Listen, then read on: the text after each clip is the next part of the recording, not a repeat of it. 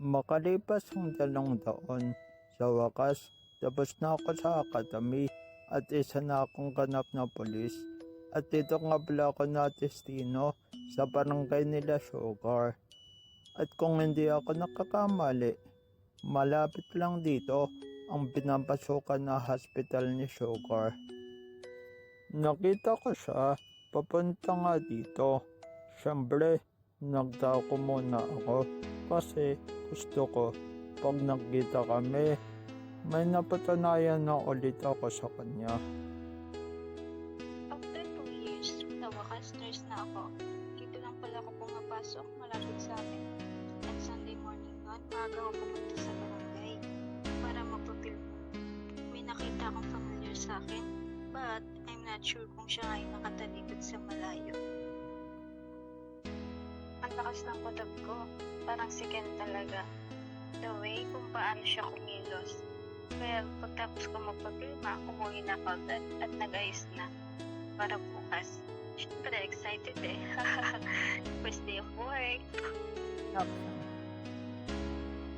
Fast forward, papasok ako nang may naramdaman ako na may sumusunod sa akin.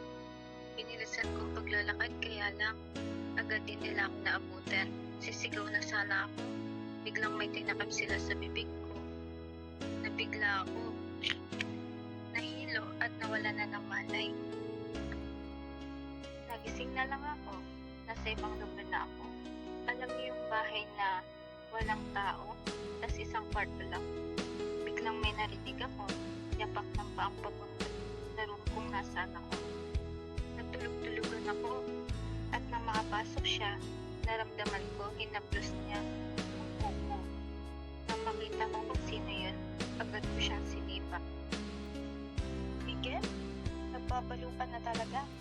Ilang beses ko sinabi sa'yo, kay Ken lang ako magpapakasal at hindi magiging tayo kahit kailan. Baliw. Sugar, ano ba talaga ang meron siya na wala sa akin?